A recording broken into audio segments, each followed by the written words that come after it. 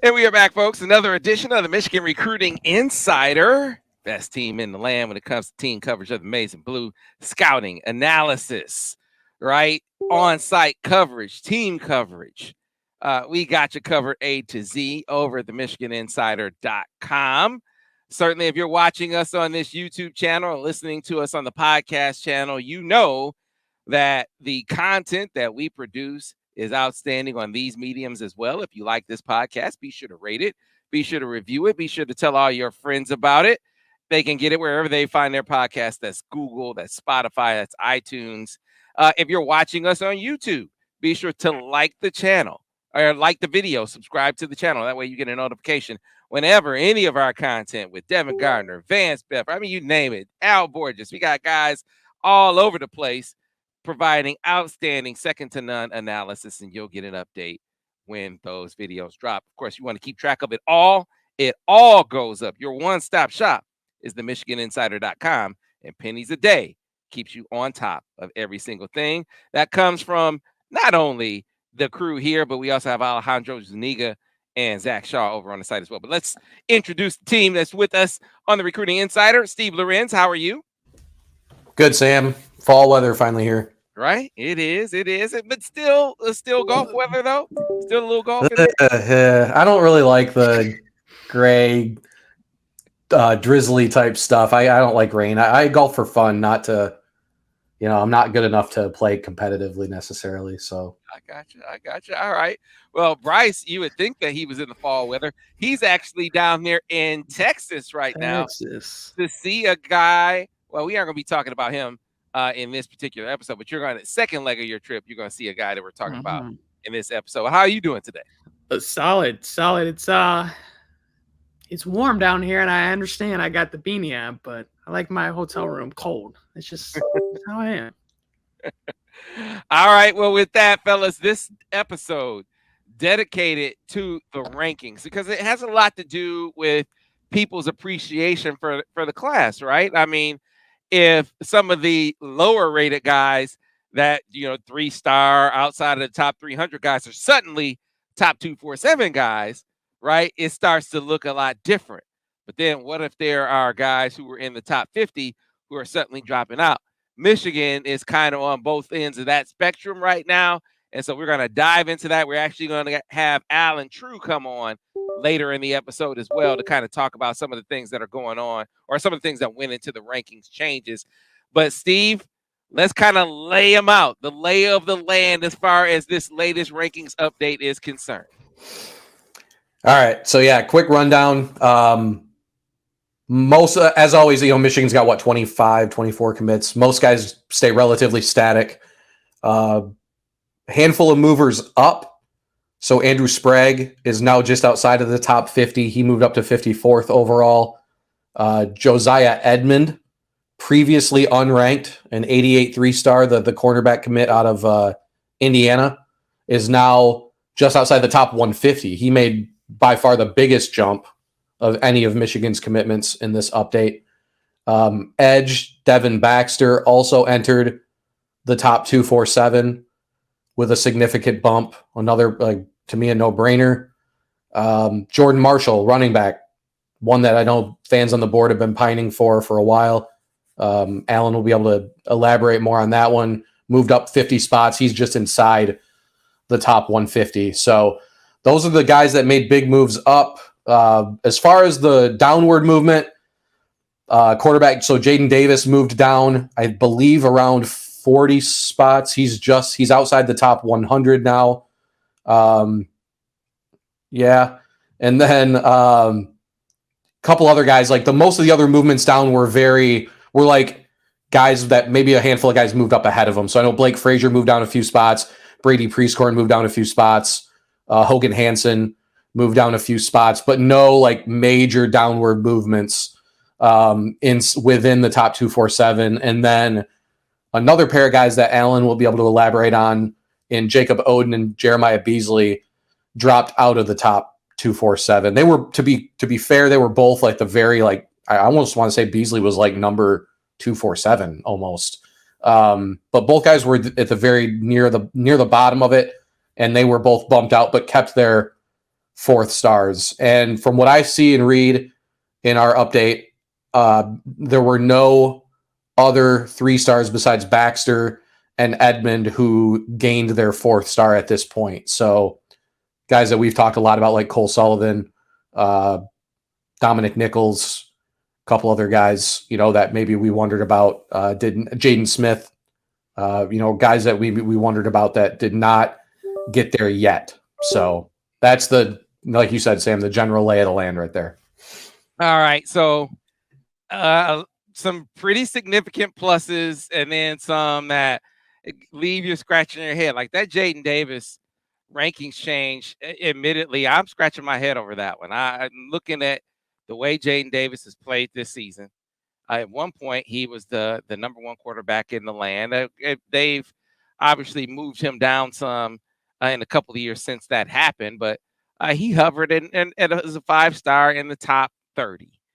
There is nothing that we've seen this year that would say that his performance has lowered his profile, right? I mean, he has been simply outstanding. I mean, like 1 interception on the year, he's putting up outstanding statistics. I mean, I guess the one thing that you could say is that his competition level isn't what some of the other guys face. I think I'm trying to put myself in the heads of the rankings guys. Our rankings team does a great job. Make no mistake. I don't always agree with everything they say, right? I mean, that's just how it works. And this is one where I'm like, nah, man, I don't get how he falls and he is just killing it, unless they would say, well, his competition isn't the greatest. But if you feel that way, then you feel like his competition never was the greatest, right? It's not like he's switched schools. So I don't know. That one kind of leaves me scratching my head a little bit, guys. But Andrew Sprague jumping up, JoJo Edmond jumping up, and Devon Baxter jumping up. Hell yeah. I mean, this is I said, and Sprague, who you're going to see, Brice, I mean, so big, but so athletic. And I think that's what's going to come screaming from the film that you get while you're out there. He's 6'8", 295 pounds. He can move. He's agile for a big guy like that. He's got a great frame. He can easily probably be 320 at the next level for Michigan. And he looks like a prototypical left tackle in college. I mean, the crazy part about him is he's already got the intangibles and kind of the frame you want to work with, and he hasn't done a 1 day's work with Ben Herbert yet. You know what I mean? It's just he is a ball of clay. That is exactly what you're looking for. And I know when 247 at least looks at offensive linemen, it's not just, how big you are and stuff. I think, let me back it up though. And I think Michigan feels the same way too. There's 2 ways you can approach offensive linemen. You can get them really big and work them down, or you get them lighter and build them up. And we kind of saw that with Ryan Hayes, Sam. I don't know if you remember his recruitment. He was a tight end, and Michigan built him up, and that worked out. And you've seen some guys like Michael Wano from Cass Tech. He was a bigger guy, and they kind of slimmed him down and played around with him, and now he's in the league. So it can work both ways. But when you look at Sprague, he's kind of in the happy middle of both, where he's not too big, but he's not too small. And he's got the perfect frame to where you can add the weight. He's a good knee bender. He's got long arms, and he's physical at the point of attack, and he finishes guys. And he just, again, perfect fit for Michigan, especially what they want to do up front. I'm excited to see him, especially play against St. Louis University, which is one of the top programs in all of the country. That's Ryan Wingo's school. So I'll have also an update on Ryan Wingo and kind of where things stand with him in Michigan. But yeah, I'm excited to see Sprague. Yeah, and then guys, Steve, we've been talking about Devon Baxter. I remember we had Gene out watching him in the summer. He's like, this dude's athleticism and his size is off the chart. It requires some projection though, because he's not the size right now that he's gonna be. But you look at his length, his explosiveness. If you have a really good strength and conditioning program, I mean, sky's the limit for that guy. And I just remember what they did with Josh Uche, and this dude is longer than Josh Uche. He's one I'm interested, like, might be a guy that might not be done moving up, depending on who gets to actually see him live and when, right? Because, yeah, I mean, the attributes, the physical attributes that he has are pretty much like, I think what if Michigan could create, a frame to build on at that edge spot, I think it would be something like what Baxter has, right? As you said, Sam, 6'6". I mean, a lot longer than Josh Uche, 6'6". Great basketball player too. So he's got that too. Michigan really likes the dual sport, especially up. I think they like the guys up front that play dual sports. But either way, yeah, I mean, can't really call him the sleeper of the class anymore now that he's in the top 247. I think he would have been if he had stayed where he was, I think he'd have been maybe not the sleeper, but the guy who was going to outdo the guy who was most likely to outdo his ranking. Again, we talked before, at this point, there's like a legit list of guys succeeding in the NFL from Michigan at the edge position. The development they've had there, and you get a guy like this, and you give him a year or two, like you said, yeah, he's got to put some weight on for sure. We know Michigan excels in that department as well.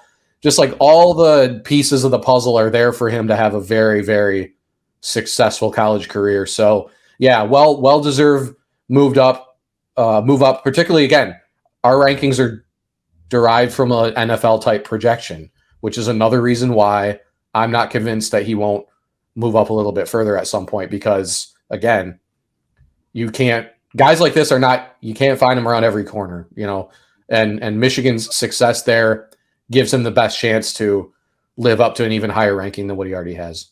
Yeah, and JoJo Edmond, we told you guys that when they got JoJo Edmond, that this was a dude who was moving up boards, right? This was a guy who they had on in the summer. Go back and watch that episode. It's easy to find because there was a little hiatus there. It was one of the last episodes we did in the summer. Like right before or after he committed. It's like they had him at camp, so they were kind of sitting on him as they were going through the paces with my man down in Springfield, Ohio, committed to Ohio State, right? He was at the top of the board, was number one guy, and you run the race with him. All the while, JoJo Edmond had come to camp and had showed out. He was committed to Purdue. You got to love Ryan Walters, outstanding spotter of talent. You guys see what another player I was talking about last year, Devon Witherspoon. You see how he's killing it with the Seahawks right now? You see how I always talk about, Kirby Joseph with the Lions. I mean, he had another couple of safeties. Ryan Walters can spot DBs. Just like, you would, if Iowa offers a tight end, you're like, okay, that dude can play, right? Aren't you like, that dude can play? Ryan Walters offers a DB. I don't give a damn about the rankings. That dude can play. And Michigan had already seen JoJo Edmond. So he was a receiver. There were reasons why he was a receiver. He kind of moved to school, and now he switches over to corner. And so there was a reason why things were depressed. But as more teams saw him, more teams start to go on him. And then when Michigan came to the fore, they flipped him, and they knew they had a dude. So it wasn't like it was this major consolation prize. This was a guy, quite frankly, Steve and Brice, I think they would have gone on anyway. Even if they had, landed their other guys at the corner position. He was such an intriguing talent because he's so long. He has that fluidity like that you like to see in a long guy. He has tremendous ball skills as well. I felt like they would have gone on him anyway. And now you see that the rankings, Steve, they really love him too, because was he the biggest jump among the Michigan guys? Yeah, probably from an 88 to, I believe, a 93 4-star. I mean, that's, yeah. Yep, 92, sorry. So, yeah, biggest jump. Yeah, biggest jump, and telling you, they feel like this is going to be a guy who winds up being, I guess he won't even count as a steal anymore. He won't count as a sleeper in the class anymore now. I guess the secret is kind of out, but a ball player, a guy who at a position of need, and a guy who I really think, you're just scratching the surface of I know you say that about a lot of prospects, but relative to what they, the rankings guys thought he would be initially, he's just scratching the surface. You remember he just switched over to corner last year. So that is a very, very significant one. Steve, before you bounce out, I know Jordan Marshall is another one. You're going to actually get a chance to see him right here in the state. He's been killing it. He's now the all-time leading rusher in Moeller history. And then Moeller's had dudes, right? Moeller's had dudes. Like, this is the unbelievable program across the sports lines. Barry Larkin, Ken Griffey Jr.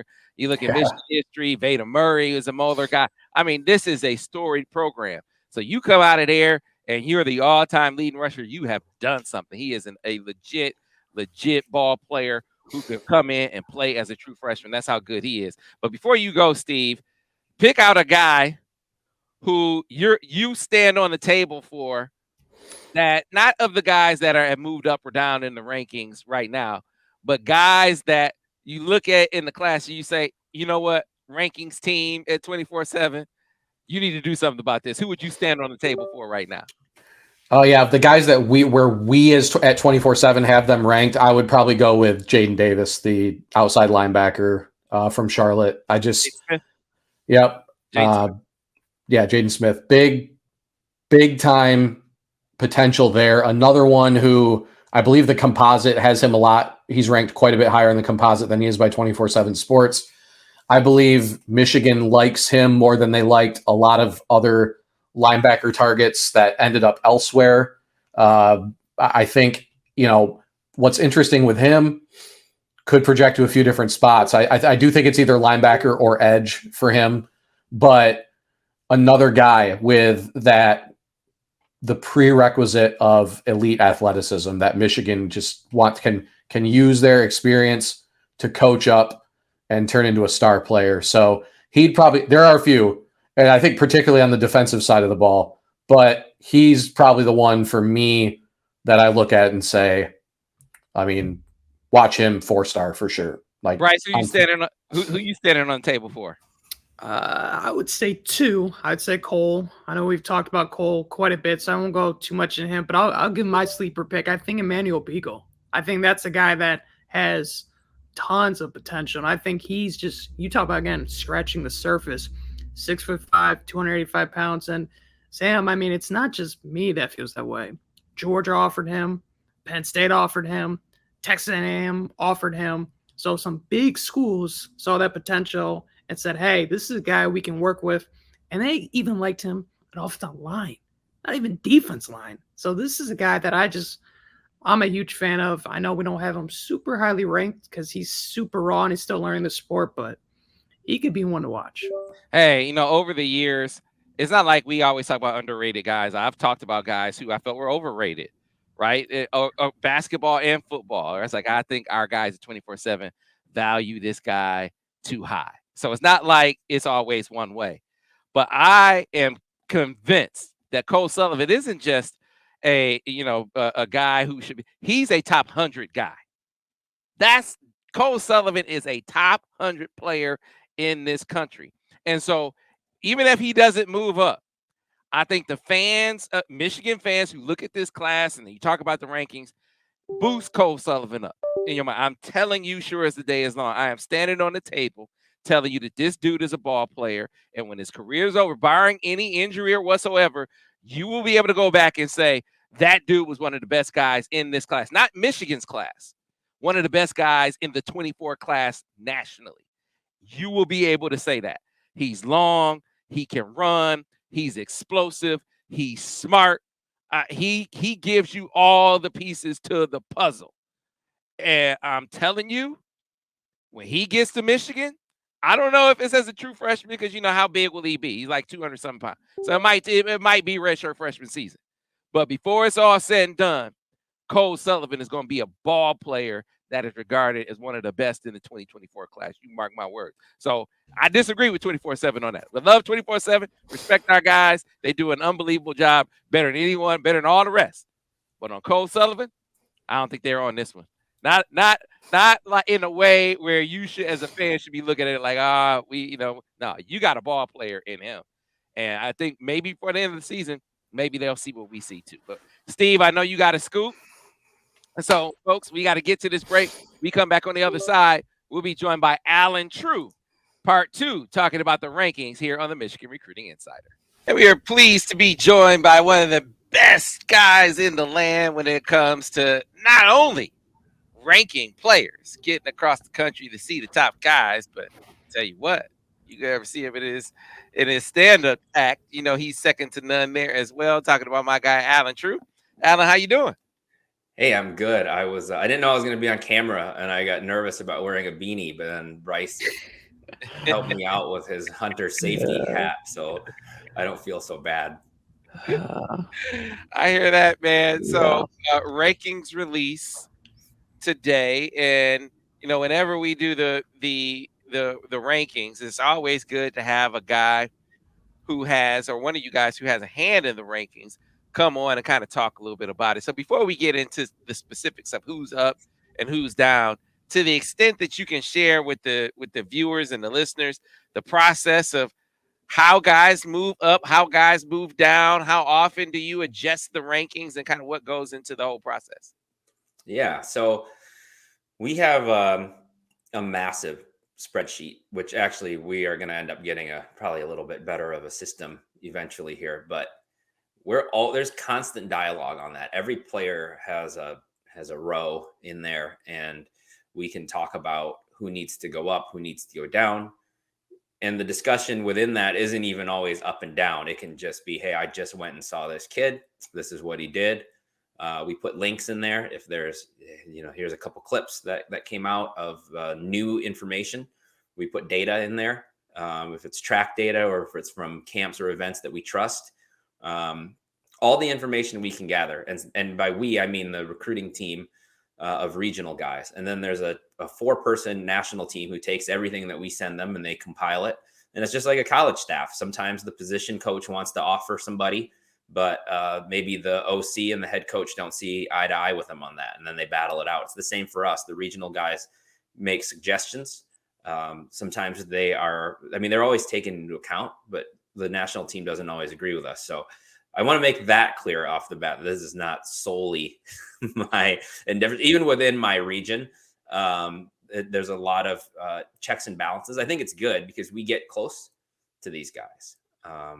In case just Jacob Oden as an example, Jeremiah Beasley as an example, we've known those families for as long as we've been in the industry. And so it's hard not to have some bias. You try to remove it as best you can, but that's why it's always good to have this national team who doesn't know those guys from anybody else constantly combing through everything. So these big releases happen throughout the year, but the ebbs and flows of this, I mean, you see it on rankings release day, but this stuff, we're having a dialogue about this every day. We have weekly meetings on it. Mm-hmm. All right. So let's start off with the guys who made jumps in the rankings from your region, Allen, starting with a guy that Brice is going to see in the second leg of his trip, seeing Blake Frazier first in Texas, then making his way up to Kansas City to see Andrew Sprague, who's playing Ryan Wingo's team, by the way. But Sprague makes a jump. What was behind that, Allen? What do you think Andrew Sprague as a player?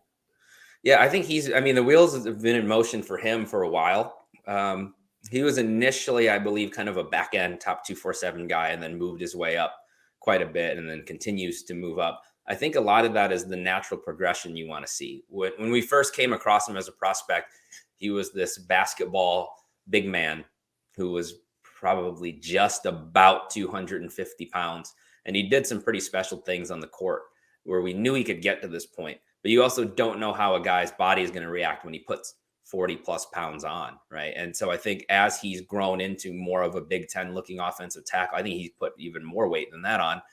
He's continued to keep the athleticism. And now, where the initial evaluation was this guy's developmental, he now is this 6'8", 300 plus pound guy who might be able to step in and help you right away, or be more of a red shirt guy. And then he's starting 4 years after that.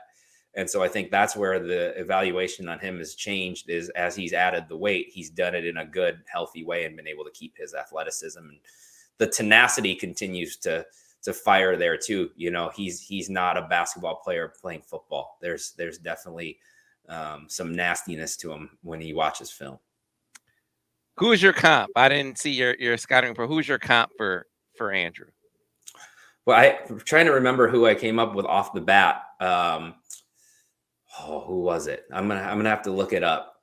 You know, I would say off the top of my head too, as far as like a Michigan guy, Ryan Hayes was a 240-pound tight end when we first Saw him, and I think that Andrew is even a little bit further ahead of where Ryan was developmental wise, and I think Ryan is a really, really nice kid too. And I'm not saying that Andrew's not, but Andrew really plays with some attitude. He does not play like a nice kid. So I gave him Spencer Brown, who went to Northern Iowa.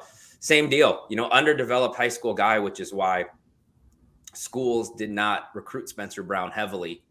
And then he goes to college and he adds all this weight. So Sprague's already added the weight earlier than Spencer Brown too. But sometimes, what we find, we just had this discussion.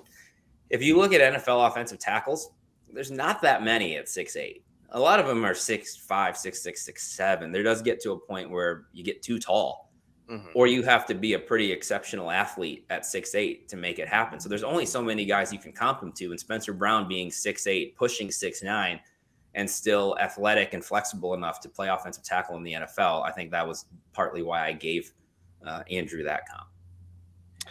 Jordan Marshall got a little bump, didn't he? Yeah. I know Michigan fans are going to immediately say that it's not high enough. And I might agree with them on that. I mean, I think he's done everything he's needed to do to earn his way up the rankings. I mean, he almost can't do anything else. He was outstanding at camps, tested extremely well at those events, caught the ball extremely well, goes out in track season, runs very well on the track. And then he's once again, posting good statistics in the season. And there's no real cupcakes on Moeller's schedule. So It's not like he's, we're concerned about the competition level. So all of that put together, I mean, I think he's in Michigan's class. That's one of the safer bets to be you're that productive against the competition that he plays against, and you're that instinctive, and you have the track speed. I think very, very high floor for Jordan Marshall.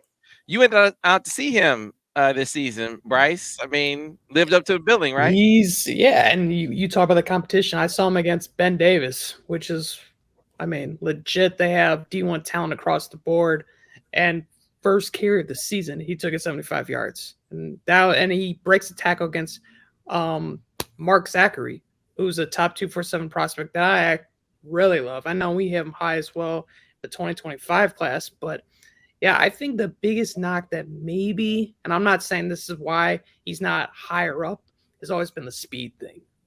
Maybe that's the thing, but as Allen just said, his track times seem to be getting better, and he's got game speed. I don't think he's ever going to be a Tyreek Hill type of player, but he's productive. He does what Michigan wants to do as terms of running back. He can catch the football. He can pass block. He can, get the 4 yards, or he can get that 10 yards. He can do everything. And he just fits the mold of what Mike Hart is looking for in terms of running backs. So you say track speed, like what were his latest track times, Allen, before the season? I'm pretty certain that he was, let me look it up. I'm pretty certain he was under 11 in the 100. Okay. So I think for me, the speed is not a concern. And he ran on the laser at UA. He ran in the 4.5s, which is good, very good on a laser time in high school. So let me look at him here.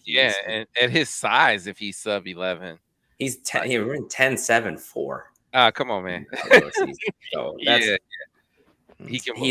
I'm just saying that's one of the things I've heard. I'm not saying I agree. I'm just saying that was one of the things. And probably the other knock I heard too was the size. But who's doing the knocking? Who's doing this? There's some Buckeyes. Got to be some Buckeyes. Got to be some Buckeye sour grapes. Talk about his speed and his size. I mean, you want a guy with his profile as a running back. He has that lower center of gravity, but he's not short, Like you want your running back to be able to play with leverage, to be able to move power. He's powerful and he's fast. And what I like about him, Allen, his vision. Like, a lot of running backs, you tell them where the hole is in high school and that's where they go. This dude runs with vision too and has good feet. I mean, he has the tools. He's just not I guess if you want to knock, he's not a 10-3, 10-4 guy. He's not Travis Etienne. But that's not his style anyway. Right. So I think when you talk about a guy like Jordan and you say, like, why is he not higher? It's hard to find. You're not going to really find knocks to say he's not this, he's not that. It's just a matter of who's ahead of him. It's just maybe the guys ahead of him have a little bit more on the trait side or a little bit more on the production side or something. It's like talking about the difference between a 2nd round pick and a 4th round pick. Sometimes it's not that great. And so I think that when you get into the area that Jordan is ranked, you'd be hard pressed to take anybody in the top 150 to 175 and say, what's wrong with these guys? It's not necessarily that there's any glaring knock. It's just that maybe there were running backs ahead of him that the national team preferred. Gotcha. So no, they got a really good, and like you said, I think really safe bet with him. I feel that way about Cole Sullivan too, by the way, folks. So we talked about Cole Sullivan. I feel Cole Sullivan is a real safe bet too, but I'll argue with that's Doan's region. So we'll argue with Doan about that. Yeah, I'll throw his number in the chat. All right. But a guy who made a big jump, and we talked about, so Michigan loses out on Aaron Scott. I started talking immediately about a guy who they had at camp, who they really liked, who was committed to another school, and who they were going to move on. And it was JoJo Edmond. They moved on. He came to camp, was outstanding. Michigan kept their eye on him. And I actually think even if they had gotten Aaron Scott, that they would have come back around and moved on JoJo Edmond anyway, Allen, because he has that kind of profile, that kind of athletic upside. You can kind of see and rationalize how he had kind of made a transition to the position, and his best football, even more so than a lot of prospects, was very much ahead of him. So trying to tell people that this is not just your run-of-the-mill consolation prize, that this would be a dude. And judging by the rankings, sounds like you guys on the rankings team agree that this is a dude that Michigan got in their class in JoJo Edmond. Yeah, and we've discussed him as a mover for a long time. And so I want to make that clear. Even when he was committed to Purdue, we were ready to move this guy up. And he did move up, quite a bit within the 3-star range. It started at Under Armour, Ohio, the same event Jordan Marshall went to. I mean, JoJo's 6'1", 180 pounds at that thing, long arms, ran 4.6 on the laser, 4.5 shuttle, over 30-inch vert. So you're talking about a guy with a lot of athletic gifts there. We kind of wanted to see what he would do during this season, move to a new school, see what they were going to do with him position-wise. And then he went to Wayne State's showcase and was excellent. So it wasn't surprised that he then went to Michigan's camp and impressed them because he had been really good at all the different camps that he'd been to prior to that. So then during this season, he's been a jack of all trades. He's got 2 picks on the year. He's run for 300, or he's caught 26 passes. He's caught 3 touchdowns, run for 3 touchdowns, returned punts for touchdowns. The game I was at, he forced the fumble. We don't know that he's a corner. He's playing deep safety right now at Northwood. I could see where you would give him a shot at corner, but I think you like that if that doesn't work out, can't do that, or he just outgrows him. He's a big kid. So he's 6'1", 180. If he puts on another 15, 20 pounds, you're moving into safety territory. It was a little bit hard for me to assess how I think he'll do at corner, given that he was playing deep safety when I saw him. But I think there's very little doubt that he has the potential to be an impact guy. And so we feel comfortable with him as a top 247 guy, regardless of what position he ends up playing. I can't tell you that he couldn't play a little offense too from time to time. Right, but it reminds you of the same profile as, you start with Jabril Peppers, and I don't think he's in that stratosphere when you talk about high school prospects. But the same thing with Khaleke Hudson. You like your safeties and your hybrids and your nickels. You like those guys to be able to play a little offense and have some ball skills and some athleticism. So, Clink's going to try this dude at corner. I mean, look at DJ Waller and kind of the run that he's getting. And DJ Waller is a bigger kid than this. I'm curious, when you go back to Under Armour, Ohio, Aaron Scott was at that camp. Not that you were necessarily looking at them head to head, but in retrospect, how did the two line up? Because, again, Aaron Scott, they were kind of holding out to see what happened with him. And then they moved on JoJo. I think they would have moved on JoJo anyway again. How did those two guys kind of compare? Yeah, I do think when we were at that camp, and there were Terrion Nichols was at that camp, a couple other high end corners, and I think what brought us to JoJo's attention was that he's not out of place with these guys. He belongs with this top group. And now I will say this: some of those guys, like Aaron Scott and Nichols, and some of those guys were a little bit football rusty because it was track season. And some of those guys were running track during the week. Some of them had a meet the day before and still came to that event. And you could see where it affected some of them. I think Aaron Scott's an extremely high-end prospect. But we certainly saw that the gap between JoJo and those kind of guys was not as great as what the rankings reflected at the time. Yeah, so that's a dude that they got. Not more than a consolation prize. Now we get into some of the guys that we know, that we've known for a long time. We've looked at Jacob Oden grow up, for instance, right? And so talk us through that one, because athletically, I mean, he's bigger, he's stronger, he's faster, he can really move, really fluid guy. What was it that sort of had him drop a little bit in the rankings? Yeah, so I think when I talked to the national team about this, we added like 20 some guys to the top 247. And so when you do that, guys are going to get displaced. If you're at the back end of the top 247, you could get moved down 24 spots or so without doing anything. Just there were that many new guys like JoJo Edmond, who we evaluated as, hey, these guys need to be higher, and they move in, and it moves guys down. And that seems like a big demotion, but it's not quite what it seems. I think that was the case with Jacob Oden. We watched him when I threw his film out there. The team was like, it's good film. We just like some other safeties better. And I think it is guys like JoJo who have timed a little better or show some versatility. I think that Jacob is a big physical guy who our team felt like he's going to be more of an in the box safety. And there's some guys above him there's some guys that were under him that they thought, belonged above him. So it wasn't anything that he did. I think he's having a great season. The team thought he was having a great season, but just found some guys beneath him, like a JoJo Edmond, who we thought deserved to go up. All right. Same question for Jeremiah Beasley, who, again, is doing it on both sides of the ball for Belleville. Yeah, I think the same deal, just displacement of other guys moving up. And so people always question that. They don't like to take that as they want us to give he's deficient in this area and that's why he moved down. But that's the truth of the matter, is when you add almost 25 to 30 new guys into the rankings, it's going to push some of them down. So Jeremiah's had a good season. I think just compared to some of the other backers who moved up, the national team again felt like there were guys with some higher upside. I think in the case of Jeremiah and Jacob, the words I kept hearing with them are like high floor guys. Like, what you're getting. They're fantastic high school football players. They're guys who will contribute for Michigan.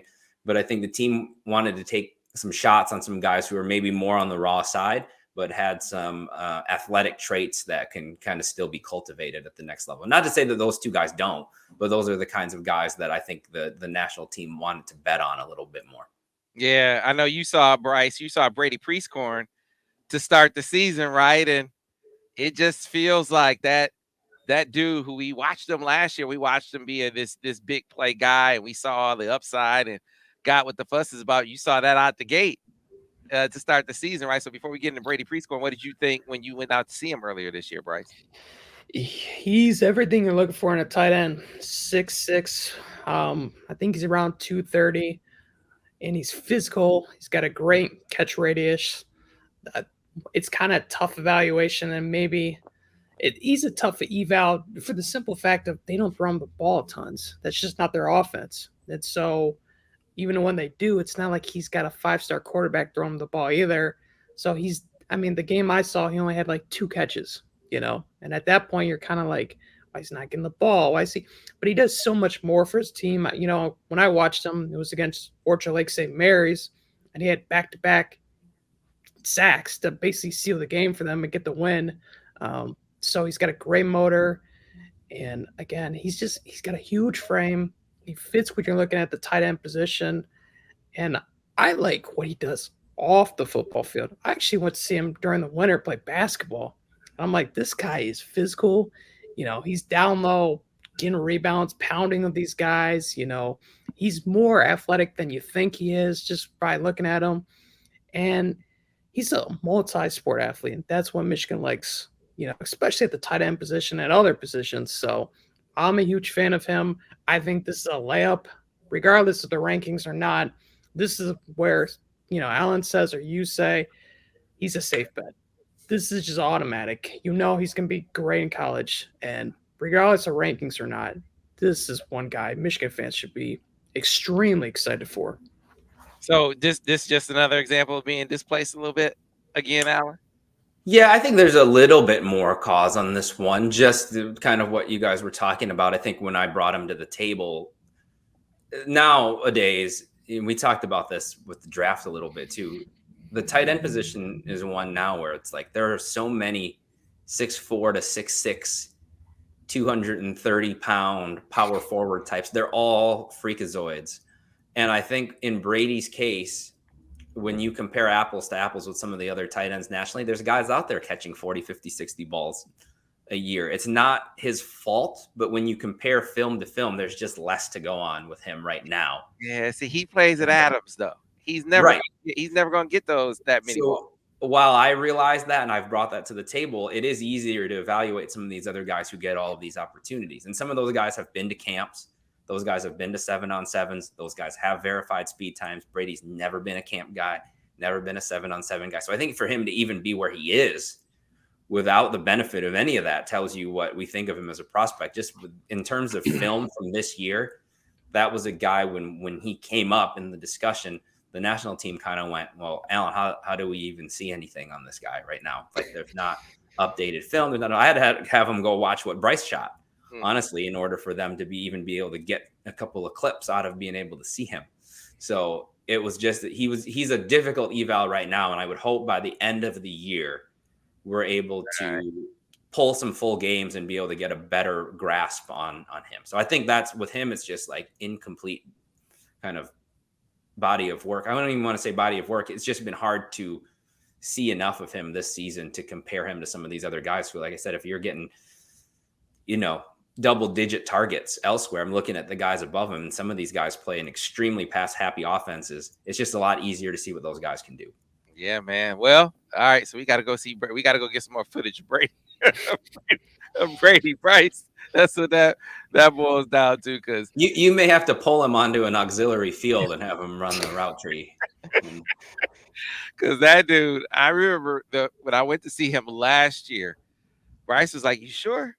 It's like, I don't think you're gonna give me any highlights, Sam. And they threw it to him that night because they were playing West Bloomfield. They threw it. He caught a couple touchdowns in that game, right? So, you know, it's gonna be few and far between because of their style of play. But this kind of goes to, you know, you got to look behind the numbers a little bit with Michigan's class for a few different reasons, and especially when you consider how good they have been on the eval side of things.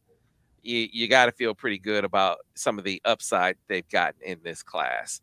Mr. Trieu, so on the way out, two players I want to ask you about. One committed already, one not committed, but Michigan tracking both at the same position. So I'Marion Stewart, right? That's a guy, you know, a guy that Michigan scouted at their camp, loved his versatility, loved his ability to be a playmaker offensively. What have you thought of I'Marion this year?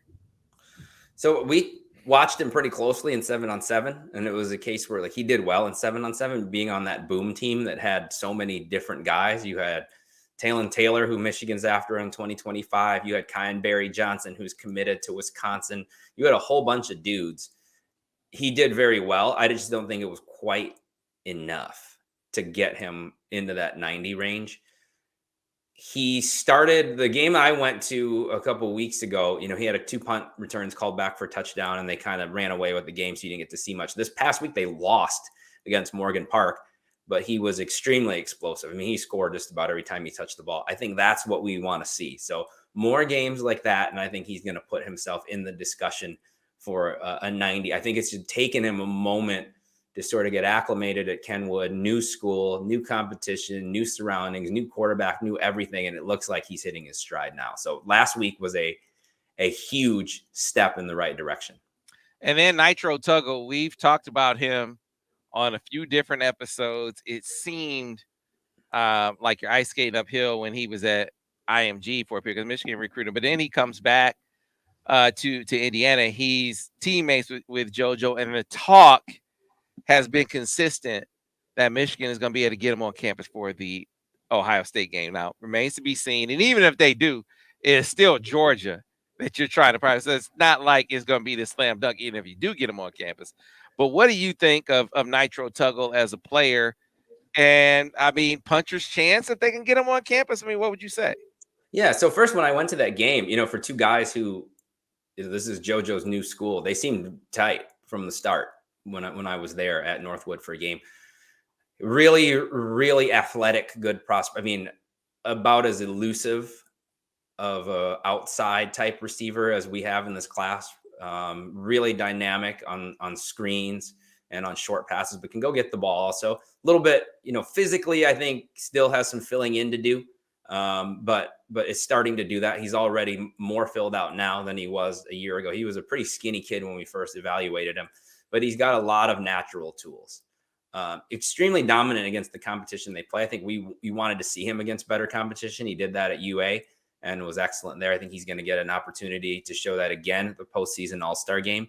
And so I think he's, you see the way he's ascended in the rankings over the course of the last year or two. Super, super high upside prospect. And I do think that, hey, you get any kid on campus, there's a puncher's chance, but I think his friendship with JoJo, the fact that Michigan's in the Midwest in Big Ten country, although he was ready to go to IMG and very excited about Georgia. So I don't think distance is necessarily a huge factor for him. But if Michigan can show him that there's some immediate opportunity and JoJo keeps the recruiting hat on, I think puncher's chance is a good way to describe it. Gotcha. All right, Allen. Hey, man, we appreciate you taking the time with us, and we'll have to check back in with your early signing period to kind of see where these guys wind up. I appreciate you having me on. Any opportunity I can get to talk about how little I'm involved in the rankings process, I'm happy to take. And basically, that's Allen saying, don't call me. Call them. Yeah. Don't call me. Ryan Doan's number's in the chat. I'm kidding. He doesn't have much to do with it either. But I appreciate it, guys. All right. That was Allen Trieu. Appreciate your time, folks. Thanks for watching another edition of the Michigan Recruiting Insider. Before you go, got to let you know that when you come to town, the best way to travel is with our friends at Golden Limo. You have to understand that when you ride on Golden, you're riding not just a little bit different. You're riding a lot different on Golden. Kind of like I did back early, first game of the year. I have to get dropped off at the games because I'm there. I got the pregame show to do. It's hard to find a good place to park when you got to park early in the morning and then try to make your way back, way after the fact. It's just such a cumbersome thing. Anyway, so I had Golden come pick me up. Should have been doing it this way the whole time. You know how you do something, you're like, man, why did I wait to travel to the games like this? Because I've ridden on Golden before. Certainly when it comes to, airport transport, for instance, that's how, if I'm not driving as opposed to, going and parking in the lot the whole time, especially when I'm carrying a lot of equipment. If it's just like a carry-on bag, that's one thing. But I'm carrying all my camera equipment, and we're going to do like a remote shoot. I mean, it's very, very cumbersome to be lugging all of these 50-pound crates. You got to make 2-3 trips back to the vehicle just to get all the crates over to baggage claim. But Golden picks you up at your front door. They load all the luggage for you, right? Load all the crates for you. Get to the airport, unload for you. When you get picked back up, they do the same thing. And one of the best things about Golden is when you set up your transport. Let's say you need transport, you have transportation needs at your location. They can handle those for you as well, just like they did when we flew to Paris, we flew to Rome.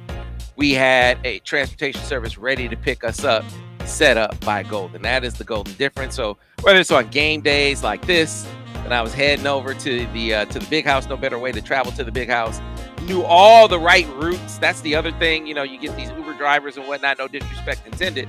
But you see them looking down at their phone all the time about where do they go, how do I get here? Where do I go there? What's a shortcut? Don't have to worry about that with Golden. Experienced drivers, safe drivers, luxury vehicles. And then if you're getting beyond the executive transport like this, the buses. When Michigan football travels, they ride on Golden. You see those black buses pulling up to the games? That's Golden Limousine. If you need a party bus, like we're going to do when the Dropping Dimes crew comes to town, we're going to get on a party bus and go to our favorite places in Ann Arbor. Got you covered with the party buses as well. Travel from A to Z, safety, luxury, you name it, and community driven. That's one of the great things about Golden as well. They give back to the community. Case in point with their owner and founder, Sean Duvall, very invested in the community, whether it's with our friends at Destination Ann Arbor, with the Ypsilanti public school system, you know, all kind of charitable endeavors that he is a part of here in Ann Arbor. So when you ride on Golden, you're giving back to the community as well. You can find them at goldenlimo.com. With that, Mr. Marich, dude, another one in the books for us here on the Michigan Recruiting Insider. Looking forward to your coverage. You got Blake Frazier and Andrew Sprague, right? Yes, sir. We didn't ask Allen about Ryan Wingo, but you're gonna get the You know what? I'll ask. What do you want? What do you want me to ask? I got you. Yeah, I'm our Golden Limousine. I'll go get it done. Just like Right. them. They always get it done. I'll do the same. Yeah, so Andrew Sprague is playing Andrew Wingo's school. St. Louis University. Yep. Ryan Wingo's team. And there's been talk about Ryan Wingo Come for the Ohio State game. coming for the Ohio State game as well. So, you know, maybe Nitro Tuggle and Ryan Wingo come up for that game. You'll be able to find out if indeed the 5-star wideout is going to make his way up still. But a tremendous player, a guy I went to see at his school last year in Michigan, has maintained contact. You know, I think two things are very, very valuable with both these prospects, with Ryan Wingo and Nitro Tuggle. How Roman Wilson is doing. I talked about this. Roman Wilson racking up these touchdown numbers, right? And he's basically only playing 3 quarters. That is significant. So a receiver can go off in this offense. You want to be able to show that. And then what is the NIL looking like for the players? We had Jared Wangler on last week, and he said just through Champion Circle, just through that collective, it was $6 million to the student athletes at the University of Michigan. So that's not counting all the other deals that they got. Those numbers matter to guys like that, right? So, you know, if they can make it up to campus A, see some production from the receivers B, see some tangible returns NIL C, who knows what that were? Maybe I should have said 1, 2, 3. So 1, 2, 3. What does that add up to with those guys? We gotta wait and see, right? Brice, gotta wait and see. I don't know. And just I'm dropping this in. What if JJ comes back and they got a quarterback like that? So which you might know something about, Sam. I don't know. Here's all I'll say. I teased it on the show with Al Borges. It is not far-fetched, people. Okay. If you were asking me to predict what JJ is going to do, I would say he's going to the NFL. So let's start there. I think it's most likely that he goes to the NFL. Do I think it's a slam dunk that he's going to the NFL? No, I don't.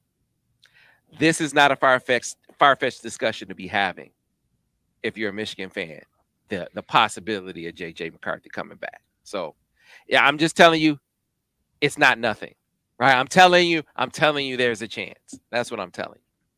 Not a unbelievable chance or a great chance, or it's more likely. You tell Ryan Wingo that? You tell Nitro Tuggle that? Who knows? Maybe they like it Michigan different, right? You never know. We shall see. But be on the lookout for more on that over on the MichiganInsider.com. That's going to do it for this episode. If you like this podcast, be sure to rate it, Be sure to review it. Be sure to tell all your friends about it. They can find it wherever they get their podcasts. That's Google, that's Spotify, that's iTunes, you name it. Of course, if you're watching us on YouTube, be sure to like the video, subscribe to the channel. That way you'll keep us going and growing, and you will also get a notification every time we put up another video. And of course, where it all goes down, where you get all the latest information, themichiganinsider.com. That's where for pennies a day, you will always be up on it when it comes to the maize and blue. Until next time, thanks for watching another edition of the Michigan Recruiting Insider.